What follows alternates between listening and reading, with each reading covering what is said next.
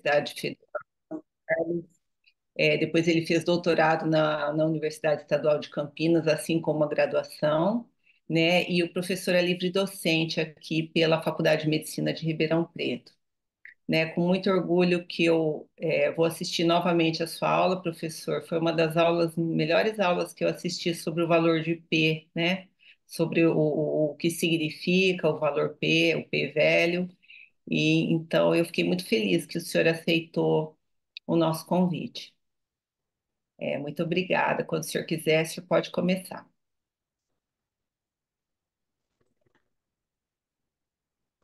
Bom, vamos lá então. Eu sempre me trabalho aqui no Zoom, eu não estou muito acostumado com ele, mas eu acredito que eu vou clicar aqui no Share Screen, né? Isso. Isso. Isso mesmo. Então vamos ver aqui. Share. Deu certo? Vocês estão vendo aqui minha tela? Estamos. Ótimo. Estão me ouvindo bem? Acho que já posso começar aqui, né? Tá ótimo. Muito bem. Então, gente, eu agradeço muito aqui a oportunidade aqui de estar com vocês, o interesse aqui pelo assunto, né? É um tema aqui que volta e meia a gente está falando sobre ele, que é a questão aqui desses conceitos que envolvem os testes de hipóteses, as análises estatísticas, a apresentação de resultados, né? Valores P. E eu começando aqui com uma ilustração que aparece aqui num artigo, onde o epidemiologista o Steve Goodman, ele coloca que o valor P é provavelmente uma das medidas mais usadas na pesquisa, mas ao mesmo tempo é mais mal interpretada, mal entendida e ocasionalmente mal populada, né, que toda a pesquisa médica, né? Então, o que que nós temos aqui, né? Vamos colocar aqui uma linha do tempo, vamos definir aqui o que que seria o valor P e onde que começou a aparecer essa confusão toda aqui em cima dessa medida. O valor P, ele foi proposto aqui por um dos pais da estatística moderna, o Fisher, né? Em 1919, ele começou a trabalhar em uma estação experimental de agronomia na Inglaterra, e lá ele teve muitas ideias que até hoje nós utilizamos muito, que é o delineamento de experimentos, a ANOVA, método da máxima verossimilhança. E em 1925 ele publicou um livro que se tornou muito famoso na época, que influenciou todo o pensamento estatístico do século XX, que é os métodos estatísticos para pesquisadores. E esse livro, pela primeira vez, apareceu o que seria o valor P. Então, essa medida, talvez ela não tenha sido muito valorizada ao longo do tempo, até que em 1980, quando os computadores pessoais eles começaram a se tornar mais baratos, mais acessíveis, e até o momento os computadores eles eram meio que um privilégio, né, de grandes corporações, grandes universidades. Aí, quando as pessoas começaram a ter mais acesso às ferramentas computacionais, começaram também a surgir muitos softwares estatísticos. E os softwares estatísticos que foram surgindo ali, então, eles já começaram a popularizar essa medida, né, o valor P. E até aí, ele começou a ser usado de uma maneira muito indiscriminada e percebia-se assim que muita gente não estava entendendo de fato, né, o que aquela medida colocava. E até antes de 1980, já havia aqui muitos pesquisadores que já traziam ideias contrárias a esse conceito que já estava começando a ser bastante popular da significância estatística. Até que em 2002 foi publicado na Lancet uma série de artigos, que é a famosa série epidemiológica, né, da Lancet, onde o primeiro deles, dois grandes epidemiologistas, o Crimes e Schultz, eles colocam logo no abstract do artigo uma frase no final que dizia que testar hipótese nula com um valor P de 5% não tem base na medicina e deve ser desencorajado. Apesar de esse não ser o primeiro artigo que fala sobre isso, como saiu na Lancet, isso aí começou a chamar bastante atenção da comunidade médica. Muita gente ficou muito assustada com isso, poxa, mas um artigo da Lancet, né, que está falando, né, algo que a gente sempre usa, né? O valor P, de repente a Lance está falando que isso aí deve ser desencorajado, né? E em 2016, também a gente teve um grande marco, que a ASA, que é a American Statistician Association, ela ainda era, né, até aquela época, a única sociedade científica do mundo todo que ainda defendia o uso de valores P. Em 2016, finalmente, ela publicou um artigo em uma das suas revistas falando que valor P era algo que não deveria ser tão valorizado como era até o momento. Então, esse artigo da Lancet, ele aparece aqui, eu grifei aqui embaixo, onde Grimes e Schuss, ele fala aqui a famosa frase aqui, ó. Testar hipóteses nula com valor P de 5% não tem base na medicina e deve ser desencorajado. Mas qual que é o argumento, né? O porquê, o que que significa o valor P, então? Quais são as limitações, né, que essa medida tem? E aí, nesse mesmo artigo, ele diz que uma alternativa, o que deveria ser feito nos estudos epidemiológicos, é mostrar resultados usando medidas de associação. Elas deveriam ser privilegiadas na interpretação de resultados. Então, eles colocam que medidas de associação, tal como o risco relativo, odds ratio, seria uma forma preferencial de expressar resultados de estudos. Intervalos de confiança ao redor dessas medidas indicaria a precisão desses resultados, e isso traria medidas mais objetivamente interpretáveis pelos profissionais da saúde. Regina Nuzzo também publicou na Nature um artigo aqui em 2014 que coloca, né, os conceitos de valor P, o subtítulo que ela coloca aqui, os valores P, entre parênteses, o padrão ouro da qualidade estatística, eles não são tão confiáveis como muitos cientistas assumem. Eu escrevi aqui uma frase que ela põe no artigo. Os valores P não estão fazendo o seu trabalho, porque eles não servem para isso, né? As pessoas estão atribuindo o valor P um papel que, na verdade, essas medidas elas não alcançam, né? Elas não conseguem fazer isso. E aqui, o pedaço aqui do artigo da ASA de 2016, que saiu lá na American Statistician, que é uma das publicações da ASA, onde eles finalmente aqui eles assumem que valor P não é uma boa medida para expressar resultados de análises estatísticas, né? E saiu até aqui no Air Bloggers, é um blog que eu costumo acompanhar, que é muito interessante, que ele sempre atualiza a gente sobre o que que tem de novo no pacote R. E quando saiu esse artigo aqui da ASA, em 2016, eles já colocaram aqui, ó, depois de 150 anos, há um certo exagero nesse 150, né? A ASA finalmente ela fala não aos valores P. E aqui eu pus aqui um trecho de um artigo de 1966 de uma revista de psicologia, onde o autor ele já critica, né, mesmo nessa época, o que ele chama aqui de automaticidade da inferência, que seria o uso de testes de hipóteses de uma maneira muito mecanizada, sem que o pesquisador de fato ele julgue o que está acontecendo ali, o que é que o teste está dizendo. Então, a origem aqui da medida, né? O Fisher, chamado aí o pai da estatística moderna, ele nasceu em 1890, viveu até 1962. As contribuições dele são muitas. Teste exato de Fisher, princípios do delineamento de experimentos, ANOVA, método da máxima verossimilhança, informação de Fisher, ele que trouxe o termo hipótese nula, método fiducial, distribuição F, e trouxe também os testes de significância, que na época de Fisher, quando ele desenvolveu essa teoria, não era chamado de teste de hipóteses, né? Ele dava esse nome de teste de significância. E as ideias aqui de Fisher, ele já trazia aqui uma ideia aqui do valor P, que a gente vai mostrar aqui como é que ele apresentava isso, mas ele já trazia essa definição aqui, que é a definição conceitual, né?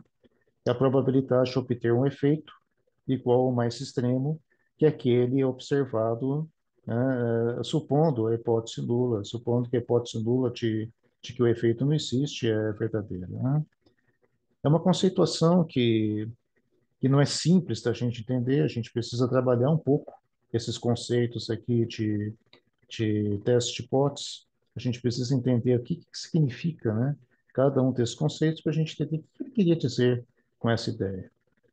E, depois de Fisher, tempos depois, o Neyman e o Pearson, esse Egon Pearson, ele seria o filho do Pearson, que criou o teste quadrado, correlação de Pearson. Então, os dois juntos, eles deram novos passos nessa teoria dos testes de hipóteses e trouxeram, né, a teoria que a gente usa atualmente, onde nós não trabalhamos mais como na época do Fisher, que a gente só tinha uma hipótese. Agora a gente tem a chamada hipótese nula e a hipótese alternativa. Então, com isso, a partir daí, eles criaram o famoso lema de Neyman-Pearson, que é usado nos desenvolvimentos teóricos desse teste. Erros tipo 1 e tipo 2, que na época de Fisher também não existia, e eles trouxeram também essa ideia de que o resultado de um teste de hipóteses, ele consiste em estarmos rejeitando ou não a hipótese nula. Bom, então vamos ver aqui, né? Quando nós desenvolvemos um teste de hipóteses, de acordo com essa teoria de Neyman e Pearson, né, que é aquele que a gente usa até hoje, a gente tem aquela hipótese que a gente diz que é a hipótese do pesquisador.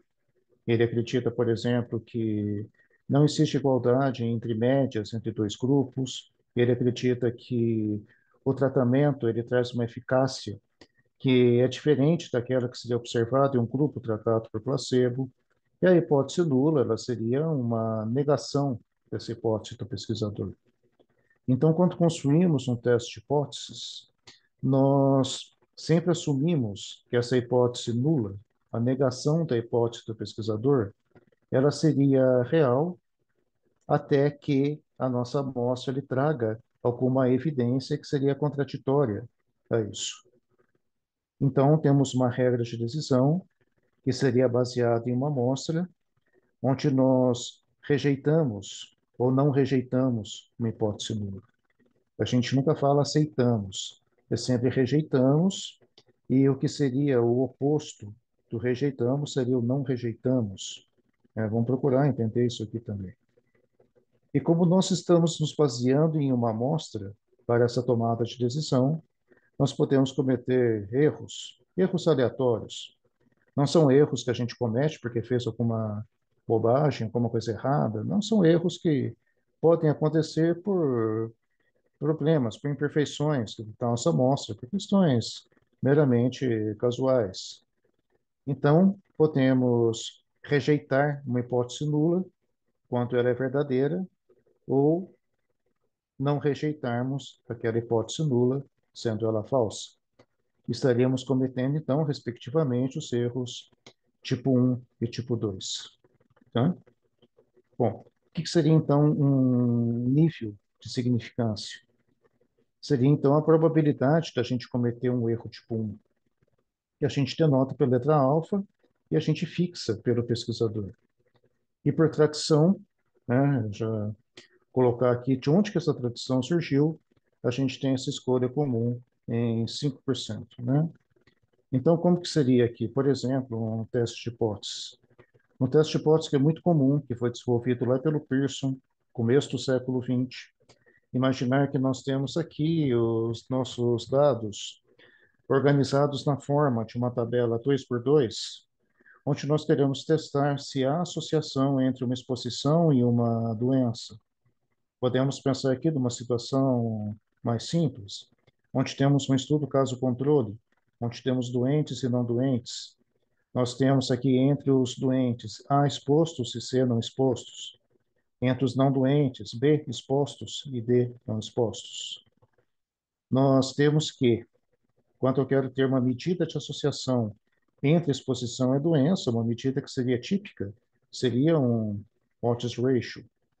Então, o odds ratio estaria comparando entre aspas, frequência de expostos entre casos e controles. Um odds ratio maior que 1 significa que eu tenho mais exposição entre os casos que os controles. É como se fosse um primeiro passo para pensarmos que aquela exposição poderia levar à doença. Mas até aí, é como é relação de causa e efeito, então tem muita coisa aqui para ser discutida, né? Porque o teste de associação, ele não está estabelecendo uma relação de causa e efeito entre as variáveis. Somente está falando que entre aquelas pessoas portadoras daquela doença ou condição, eu tenho uma frequência maior de pessoas expostas. Agora, quando esse odds ratio é igual a 1, ou seja, a exposição é a mesma entre casos e controles, então eu posso desenhar, posso planejar um teste de hipótese, onde minha hipótese nula diz que eu não tenho associação entre a exposição e a doença. E a hipótese alternativa, que seria aquela hipótese do pesquisador, aquilo que ele gostaria de estar comprovando, né, entre aspas, é que essa medida de associação ela não é um, quer dizer, tem alguma associação entre exposição e a doença. Então, aqui, rejeitar a hipótese nula significa dizer que eu tenho evidências de que existe alguma associação entre a exposição e a doença. Então, o nosso assunto aqui principal, a gente entende que não devemos dizer que se eu rejeito a hipótese nula, isso significa que eu tenho a tal significância estatística. Não significa que a associação entre exposição à doença é estatisticamente significante. Eu preciso trocar essa expressão estatisticamente significante pela ideia de evidência. Então, seria correto dizer que se eu rejeito o H0, eu tenho evidência de que tem alguma associação entre exposição e a doença. Agora, não rejeitar a hipótese nula não significa dizer que eu não tenho associação, mas significa dizer que eu não tenho evidências, né, de associação entre exposição à doença. Daí entra aquela famosa frase do método científico, que é ausência de evidência não é evidência de ausência. Não rejeitar a hipótese nula é como se eu procurasse alguma coisa no armário e não encontrasse. Se eu procuro e não encontro, não significa que não está lá. Significa tão somente não achei. Talvez esteja. Então é como se eu tivesse procurado por uma associação e não teria encontrado. Então eu vou dizer que eu não rejeito, né? Eu não vou dizer que eu aceito a minha hipótese nula. Bom, a gente pode trabalhar esse conceito aqui com mais detalhes, mas, como muitos testes de hipótese, o teste aqui quadrado de associação, ele tem uma estatística de teste. Essa estatística de teste aqui, se a hipótese nula estiver correta, ela me dá um número que vem de uma curva aqui quadrado com 1 grau de liberdade. A gente desenha a curva, a gente calcula esse x quadrado, e nessa curva eu vejo aonde é que aparece essa quantidade. Se a hipótese nula é correta, essa quantidade eu imagino que ela seja alguma coisa próxima de zero, que é onde na minha curva parece que eu tenho mais probabilidade de ocorrência. Agora, se essa quantidade aparece lá no extremo da curva, né, numa região que é pouco provável de ocorrer, então eu já tenho aqui a sensação de que a hipótese nula não está correta, né, porque essa quantidade parece que ela não veio dessa curva. Então, eu rejeito a hipótese nula. Mas essa ideia de rejeitar ou não rejeitar, nós precisamos então estabelecer aqui um ponto crítico. Um valor aqui tal que de zero até esse ponto, então eu não rejeito a hipótese nula. A partir desse ponto, eu rejeito a hipótese nula. Então, o que é meu nível de significância? Se meu nível de significância é a probabilidade de rejeitar a hipótese nula, sendo ela verdadeira, e eu já desenhei essa curva supondo a hipótese nula verdadeira, essa probabilidade de 5% seria então equivalente a essa área sobre a curva pequenininha que eu, que eu marquei aqui, que eu sombreei aqui na curva. Então, esse aqui seria meu nível de significância. E em uma tabela da distribuição aqui quadrado, eu teria esse ponto crítico 3,841, que independe do tamanho amostral, mas tão somente da dimensão da minha tabela. Então, o que que acontece, né? Quanto esse x quadrado é maior que 3,841, rejeito H0, por exemplo. Se eu tenho esses números, eu calculo aqui o meu x quadrado, tem aqui 4,432, ele aparece aqui na parte onde eu rejeito a hipótese nula, portanto, eu tenho evidências de que existe alguma associação entre a exposição e a doença. Bom, o que seria então o valor P? Se eu retorno naquele conceito lá do Pearson, a probabilidade de obter um efeito igual ou mais extremo que aquele que nós observamos, considerando a hipótese nula de que não tem um efeito. Então, se eu considero aqui verdadeira essa hipótese nula de que não há um efeito, eu vou desenhar aqui minha curva, essa probabilidade de obter um valor igual ou mais extremo que a estatística de teste, ela aparece aqui, então aqui seria aqui o meu valor P, nesse caso 0,035. Então, seria essa conceituação aqui de um valor P. E eu observo aqui que, nesse caso, como estou rejeitando H0, nesse caso, o meu valor P ele seria menor que esse meu nível de significância. Agora, eu poderia pensar aqui em outra situação, onde eu tenho aqui outros números, e nesse caso aqui eu não rejeito H0. Qual que seria o meu valor P quando eu tenho aqui uma estatística de teste 0,533? Então, agora eu marco aqui na minha curva 0,533 e o valor P é toda essa área cinza que aparece aqui, né? Ela é maior que o 0,05. Então, se essa área é maior que essa, eu não rejeito a hipótese nula, caso contrário, eu rejeito. Então, daí vem aquela famosa regra que as pessoas aprendem, que se meu valor P ele é maior que o nível de significância, então eu não rejeito a hipótese nula. Caso contrário, eu rejeito. Não, essa aqui é a parte teórica, mas eu começo aqui a observar o seguinte. Uma primeira crítica que existe aqui ao valor P é que eu vou entender aqui que, pela minha própria estatística de teste, como o tamanho da amostra ele já aparece aqui no numerador, eu vou entender que quanto maior é meu tamanho amostral, eu coloquei aqui três quadros, três painéis, onde esses três painéis me levam aos mesmos resultados. Esse primeiro painel aqui, eu tenho 100 casos e 100 controles, onde 40 em 100 são expostos entre os casos, e entre os controles 30 em 100. Essa tabela do meio, eu simplesmente peguei cada número da primeira e eu multipliquei por 1,5. E a terceira eu multipliquei por 2. Ou seja, eu mantive os resultados, não? Aumentando o tamanho amostral, e eu percebo aqui que minha estatística de teste, meu x quadrado, ele cresce na mesma proporção que meu tamanho amostral cresce. E com isso, o meu valor P, ele também diminui à medida que o tamanho amostral cresce. Então, essa aqui seria uma primeira grande crítica ao valor P. Ele é uma medida que, na verdade, ele acaba sendo muito mais um efeito de um tamanho amostral do que alguma coisa que poderia ser uma medida de associação. Agora, quando eu pego aquele texto do Crimes e Schultz, ele fala que no lugar do valor P, eu precisaria ter medidas de associação, como um Otis ratio, eu percebo que tanto no primeiro caso, quanto no segundo, quanto no terceiro, meu Otis ratio ele se mantém constante. Ele não muda conforme o tamanho amostral cresce.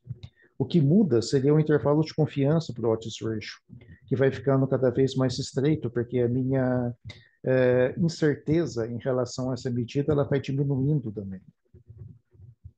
Então, daí que eu já começo a ter essa sensação que uma medida de efeito como o Otis ratio, ela seria mais importante para medir associação do que o valor P, que ele pode ter um efeito muito grande do tamanho amostral, tal que uma amostra relativamente grande, ela me dá um valor P pequeno, e uma amostra relativamente pequena, ela me leva a um valor P grande.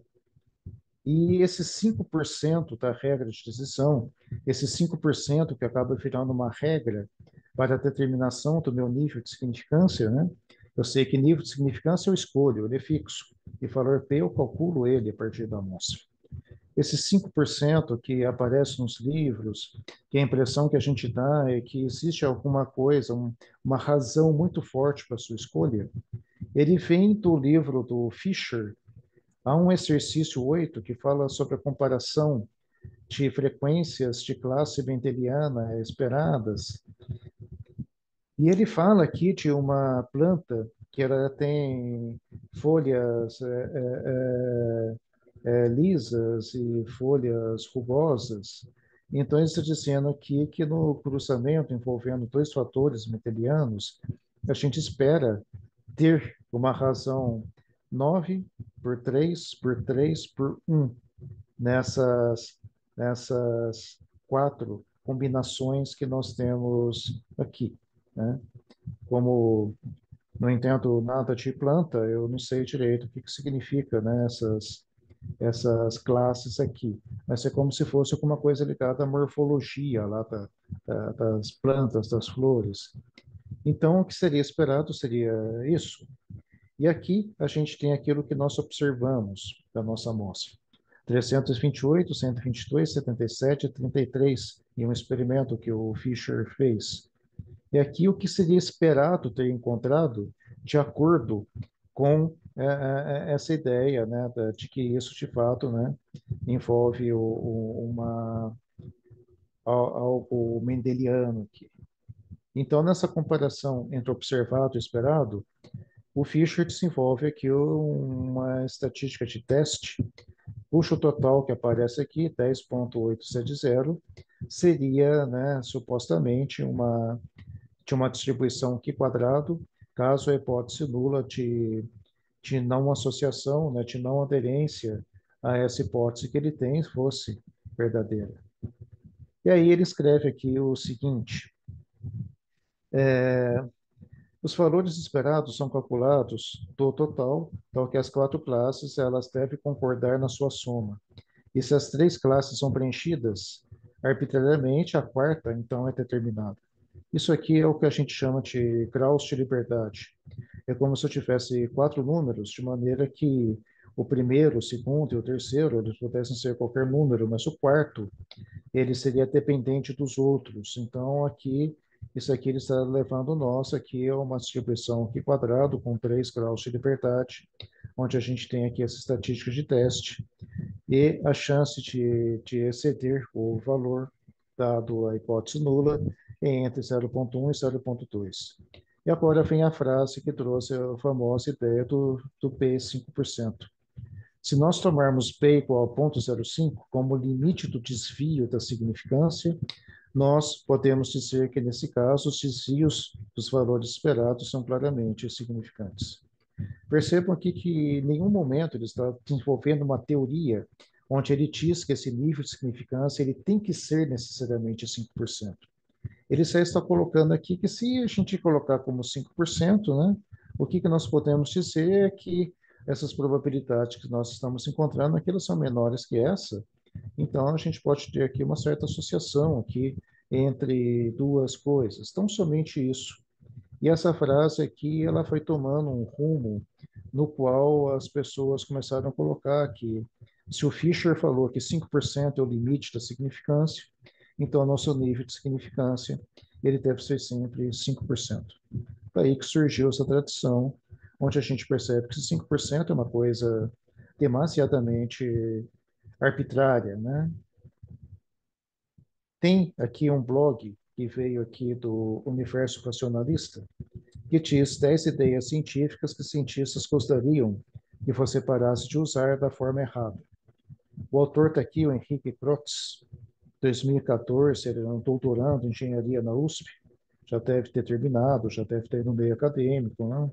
E ele colocou aqui 10 palavras que, que são usadas de uma maneira bastante inadequada. Então, é prova, natural, gene, e uma delas é o tal do estatisticamente significativo, onde ele resgata aqui uma ideia desse matemático Thornton Ehrenberg, que diz que estatisticamente significativo é uma daquelas frases que os cientistas adorariam ter a chance de voltar atrás e dar a ela outro nome. Então, esse significativo, quando a gente fala que alguma coisa é significativa, essa palavra, assim, inevitavelmente me leva a uma ideia de importância. Se é significante, é importante. Mas o teste de significância estatística, que foi proposto pelo Fisher, ele não mede a importância de um efeito, ele não mede o tamanho de um efeito, não é isso que ele faz. Ele apenas mede se somos capazes de distingui-lo, usando nossas mais afiadas ferramentas estatísticas de zero.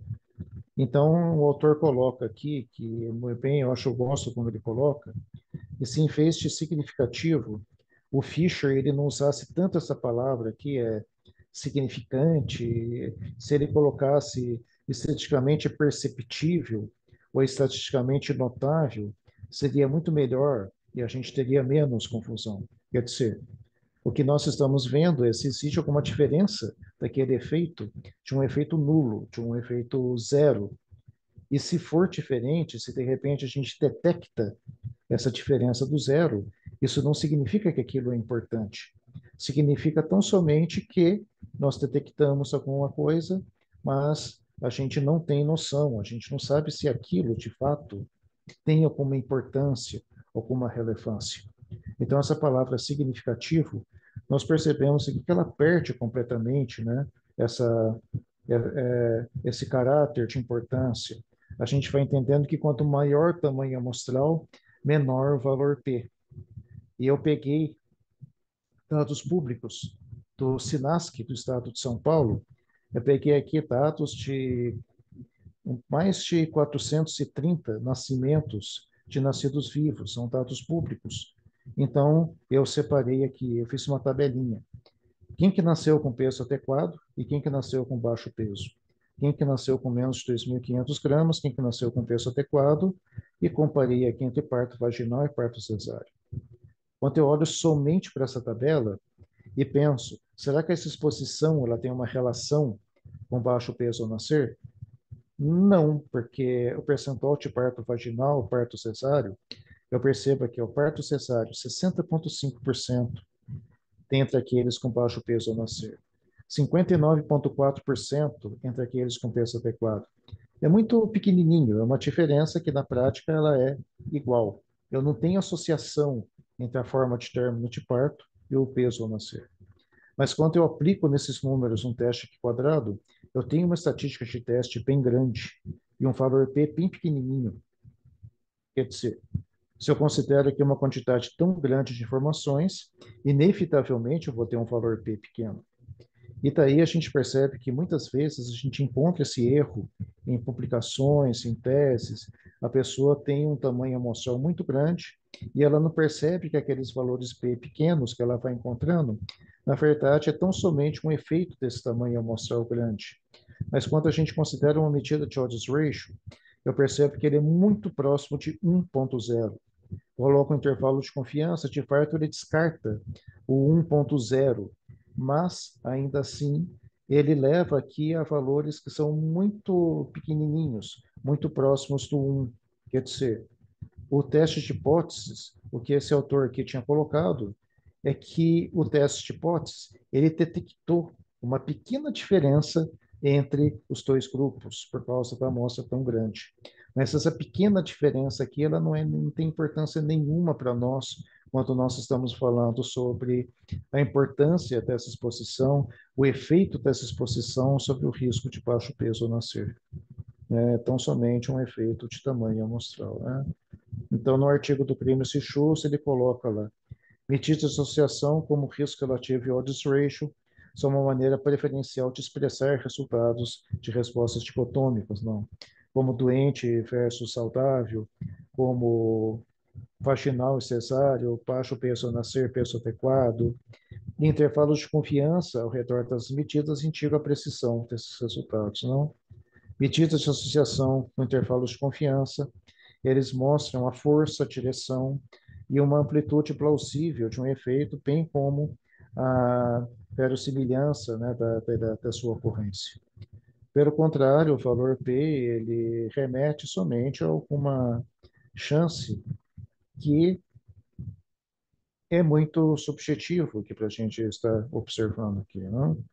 Então essa é uma das grandes críticas aqui ao valor P, que ele nada mais é do que uma consequência de um tamanho amostral. E, na verdade, o que a gente está buscando numa análise estatística seria uma evidência de um efeito em relação, de uma exposição em relação a algum desfecho em saúde. né? Então, eu vou percebendo que esse estatisticamente significante, ou essa ideia de significância estatística, ela vai perdendo aqui todo esse conceito, né? Vamos ver aqui, são 8h20, até que horas que eu tenho aqui? Quanto tempo que a gente tem de apresentação?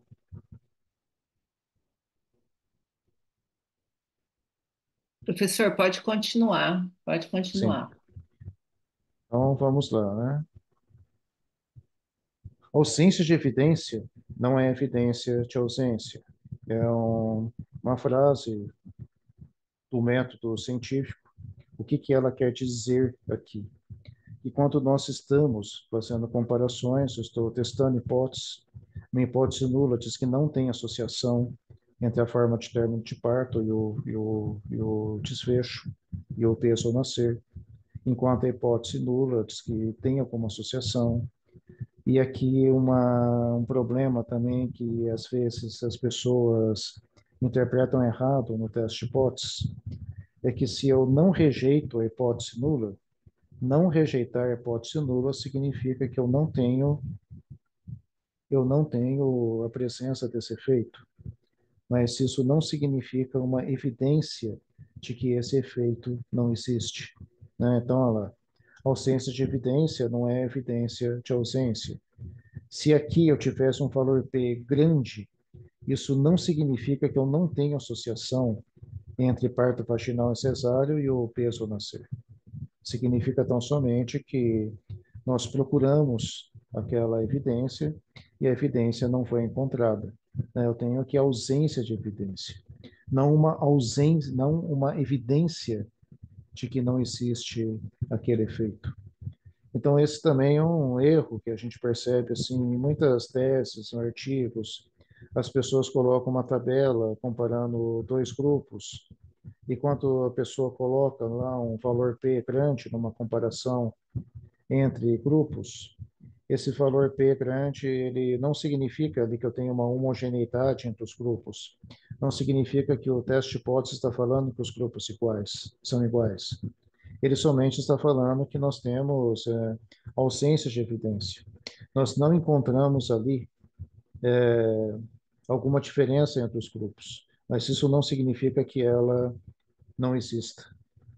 Então, é uma questão que é muito abordada nesse livro Estatística com Confiança, do Altman e Gardner, que seria aqui o último autor, e a gente encontra muitos artigos que eles publicaram, né, em revistas como a BMJ. Então, tem um artigo que ele já coloca, né, notas estatísticas, o título dele já coloca, né, ausência de evidência não é evidência de ausência. Em um artigo que eles publicaram algum tempo depois, eles colocam que o intervalo de confiança ele ilumina essa ausência de evidência. Se eu não uso o teste de hipótese, mas uso o intervalo de confiança, e junto com ele eu tenho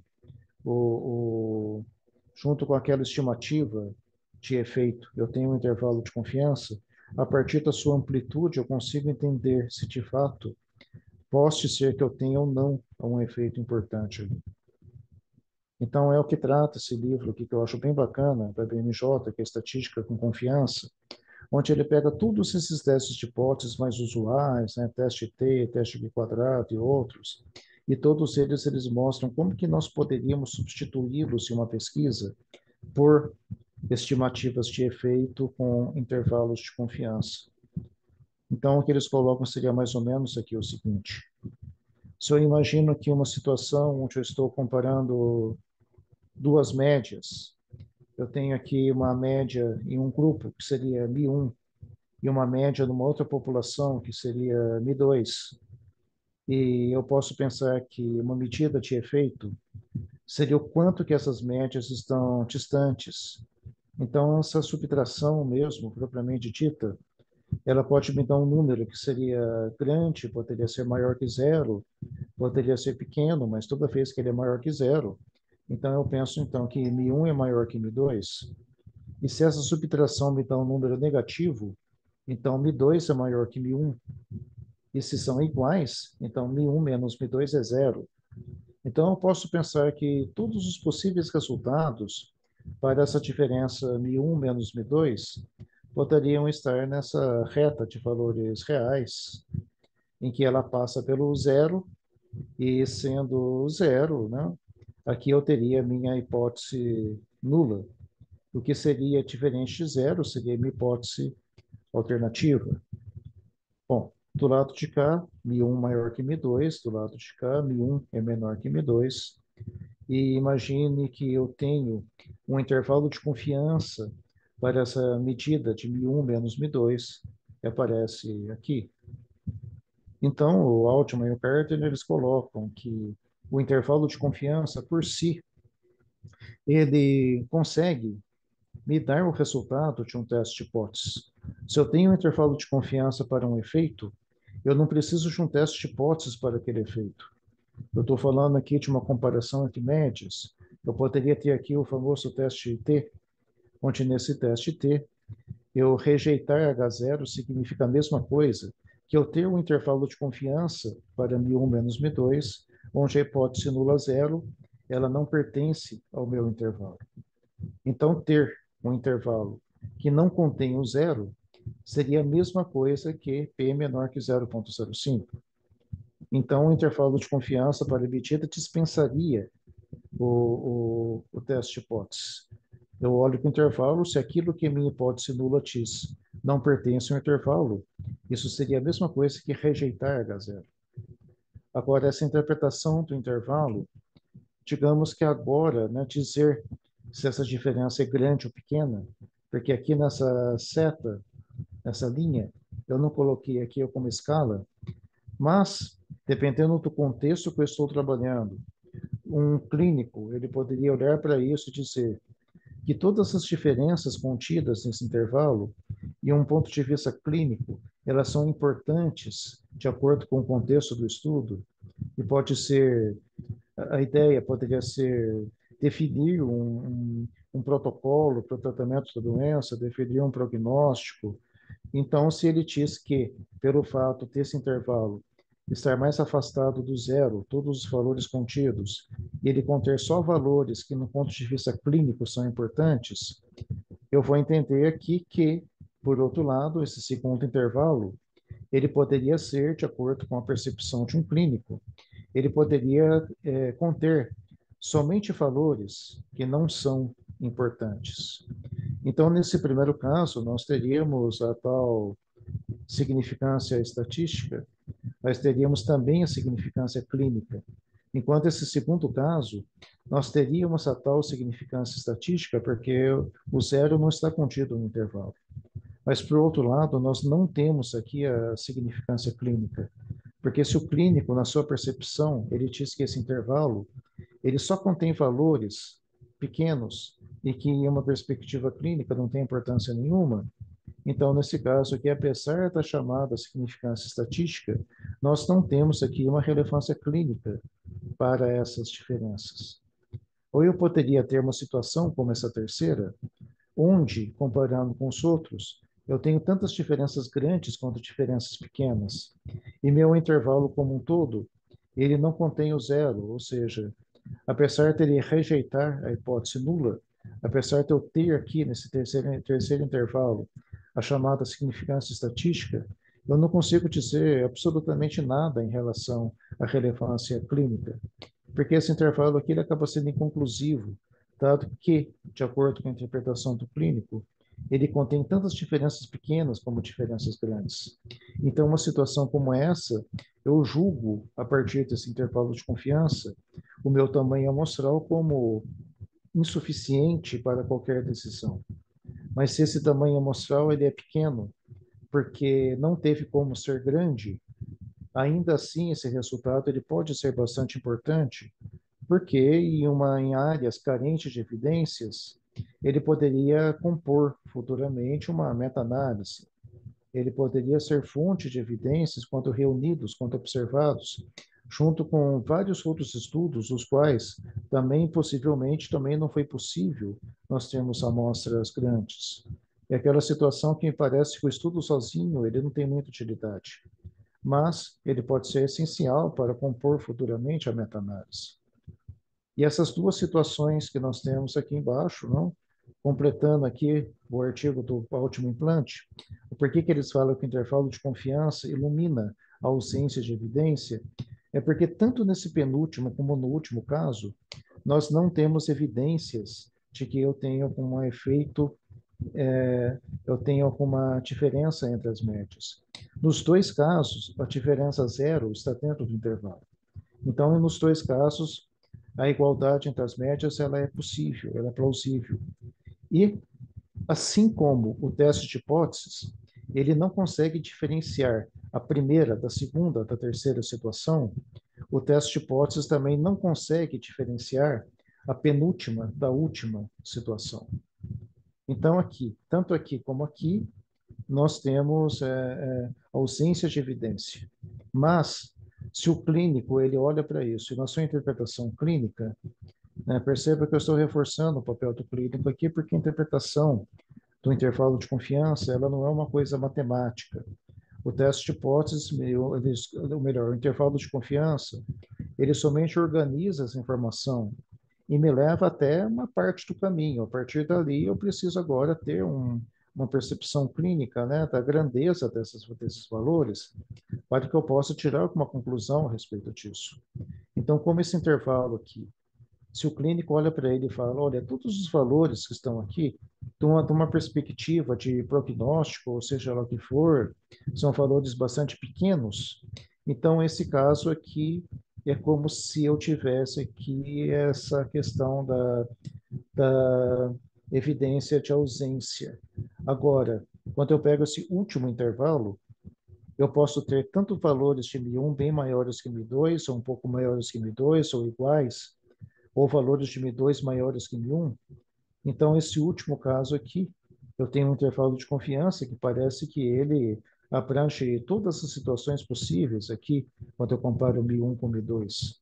É um intervalo de confiança que não me leva a conclusão nenhuma. Por isso que eu falo que quando o meu valor P ele é grande, eu não falo aceito H0. Eu falo não rejeito H0, porque quando eu olho para esse desenho, eu tão somente não descarto a possibilidade da diferença ser zero. Mas, por outro lado, eu percebo que ela pode ser qualquer coisa dentro dessa amplitude aqui. Então, eu não descarto a possibilidade dessa diferença entre as médias ser em qualquer lugar desse intervalo, em qualquer posição, inclusive o zero. Eu não consigo descartar o zero, mas eu não consigo afirmar que essa diferença é zero. Nesse penúltimo caso, talvez, mas nesse caso aqui, não tem como eu ter essa afirmação. Bem, é,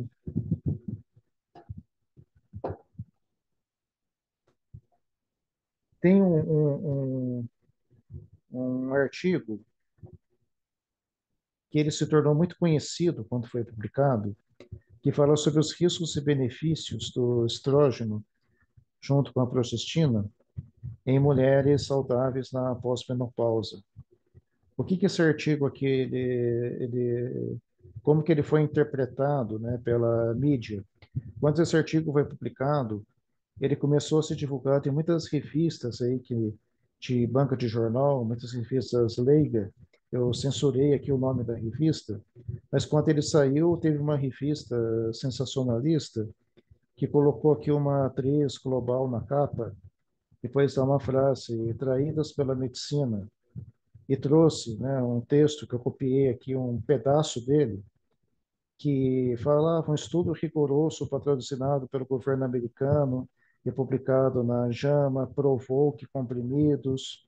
Eu não vou ler esse texto inteiro, mas a gente percebe que é um estilo jornalístico que trabalha com um conceito que a gente chama de pós-verdade, que é bastante diferente de fake news, porque fake news são coisas inventadas, mas a pós-verdade era diferente, porque a ideia da pós-verdade seria trazer exageros em alguma coisa que de fato é verídica, mas de maneira que aquilo é transmitido para as pessoas de uma maneira que acaba sendo irreal, não? Então, eu marquei aqui em vermelho as características da pós-verdade. Circunstâncias nas quais os fatos objetivos têm menos influência em moldar a opinião pública do que apelos à emoção e crenças pessoais. Então, onde que está o apelo à emoção aqui, né? Um estudo rigoroso provou, elevam as chances da mulher ter doenças mortais, os percentuais assustam, esse dado derrubou o mito, diante das evidências do perigo, as autoridades americanas decidiram interromper bruscamente o estudo. O pânico propagou-se, uma multidão de pacientes brasileiras congestionou as linhas telefônicas dos consultórios, sentiam-se traídas pela medicina, a confiança cedeu ao lugar de desamparo. É um tipo de texto que é muito típico da mídia, da imprensa sensacionalista, que é apelar para a emoção das pessoas com um único propósito aqui, né? Que é ganhar dinheiro, vender revista, né? Ganhar dinheiro com isso. Então, a gente vai percebendo que nesses apelos à emoção, uma das ferramentas que às vezes é usada dentro do meio acadêmico como uma ferramenta de pós-verdade é valor P. A pessoa põe um valor P no final da frase, aquilo parece que é como se fosse um apelo de que aquilo que está sendo colocado ali, de fato, tem alguma veracidade. Então, quando a gente tem conhecimentos aqui sobre as ferramentas estatísticas, o que significa então esse resultado? Se é colocado que nesses estudos, um deles, indicam que essa composição hormonal, ou seja, as mulheres que estão usando reposição hormonal têm um risco de 26% acrescido de câncer de mama, esses 26% eu procurei no artigo, ele veio ter essa figura, onde tem um hazard ratio de 1,26. Só que o intervalo de confiança, ele já começa do 1, quer dizer, não tenho aqui evidência de associação, e nem quanto eu ajusto o meu intervalo de confiança em relação às outras morbidades que nós temos. E o que significa essa curva de risco acumulado? Uma curva de risco acumulado, ela seria aqui uma área sobre a curva acumulada até um dado tempo da minha curva de Kaplan-Meier. Quer dizer, se eu pego aqui esse risco cumulativo, ele não passa de 0,03, se eu pegar o 0,03, o risco, a função de sobrevida, um Kaplan-Meier, ele não passaria em nenhum momento, ele não ficaria abaixo em nenhum momento de 0,97. Então, se eu transformasse essas curvinhas em Kaplan-Meier, eu teria duas curvas que seriam quase horizontais, né? Elas não ficariam abaixo de 0,97 em nenhum momento. Eu não teria uma diferença visível entre essas curvas.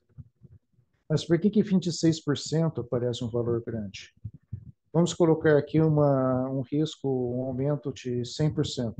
Mas como aqui eu tenho percentuais pequenos, aumentar em 26% uma coisa que é muito pequena, continua sendo uma coisa muito pequena. Então, se eu faço uma comparação, a chance de ganhar na Mega Sena é muito pequena, é quase zero. Aí eu aumento em 100% as chances de ganhar. Eu vou lá e faço duas apostas. A chance de ganhar agora continua sendo muito pequena, né? Uma coisa que é muito pequena, eu posso aumentar em 100%, eu estaria dobrando, ela continua irrelevante, continua muito pequena. Ou seja, esse resultado aqui, onde essa revista fez todo esse escarcéu, é um resultado irrelevante, um resultado sem importância nenhuma. Então, todo esse barulho aqui foi feito por nada. Então, se eu ponho aqui, continuando, 29%, eu vou percebendo que sistematicamente eles foram pegando essas figuras do artigo e foram colocando aqui, né, usando esses argumentos de pós-verdade, nada mais para criar pânico, em cima desse pânico, vender revista, né? Quer dizer, é aquele apelo que a gente tem, que a gente precisa entender essas medidas de associação. Eu preciso entender o que é um odds ratio, preciso entender o que é um hazard ratio. Eu preciso entender quais seriam essas ideias de fontes de evidências com base nessas medidas, para que a gente comece a não enxergar coisas que não existem, né? Então, quando a gente trabalha com dados, nós temos uma nós temos como humanos, a gente sempre tem uma tentação de começar a enxergar dos nossos dados coisas que na verdade não estão lá. Então, muitas vezes a questão do apelo da significância, é muito uma coisa nossa, que a gente olha para lá e vê coisas que na verdade não tem, né? Então aqui, as verdades importantes muitas vezes são desinteressantes, enquanto é fácil criar interpretações que chamam a atenção das pessoas. Por exemplo, colocando no final das nossas frases no artigo p menor que 0,05, para chamar a atenção de coisas que na verdade não são resultados que poderíamos julgar como interessantes, né? Então, na estatística, tem muito que nós chamamos aí de pareidolia ou apofenia. Em estatística, a gente tem os dados, a gente começa a buscar padrões ali. Pareidolia seria um estímulo qualquer aleatório, por exemplo, uma imagem é percebida erroneamente como uma forma reconhecível, como as pessoas que olham para um desenho que o pessoal lá os egípcios fizeram, a gente olha para esse desenho e tem gente que pensa que isso aqui é muito parecido com uma estrutura do cérebro, então a pessoa conclui que os egípcios tinham conhecimentos fantásticos a respeito de anatomia. Quanto, na verdade, não tem nada a ver, isso aqui é só uma pareidolia, né? Uma imagem que dizem que é parecido com isso, eu pessoalmente não acho nada parecido, mas tem gente que acha.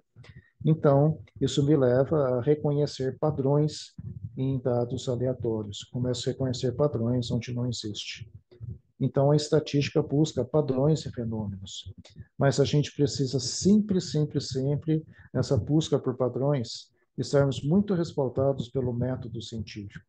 Caso contrário, a gente vai ver letra egípcia no cérebro, a gente vai começar a enxergar face na lua, a gente vai começar a enxergar imagens na mancha da parede, a gente vai começar a enxergar um montão de coisas que não estão lá, mas os nossos olhos, a nossa vontade, as nossas sensações, elas acabam nos enganando e fazendo com que a gente comece a enxergar aquilo.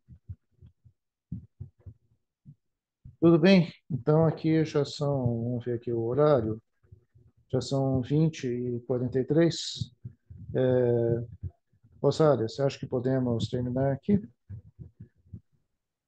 Eu acho que tá bom, professor. Sim. Excelente, muito bom. Eu gostaria de abrir, se alguém tem alguma pergunta para o professor. Fico à disposição, caso alguém queira comentar alguma coisa, perguntar alguma coisa.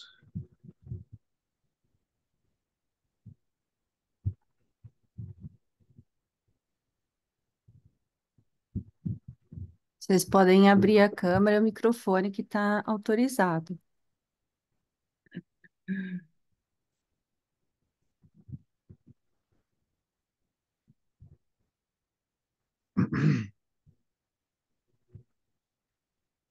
Professor, por gentileza, pode cortar a apresentação? Não estou conseguindo aqui a distância.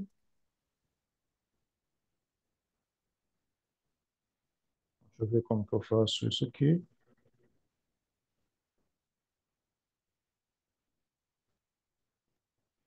Aí, Isso? isso, muito obrigada.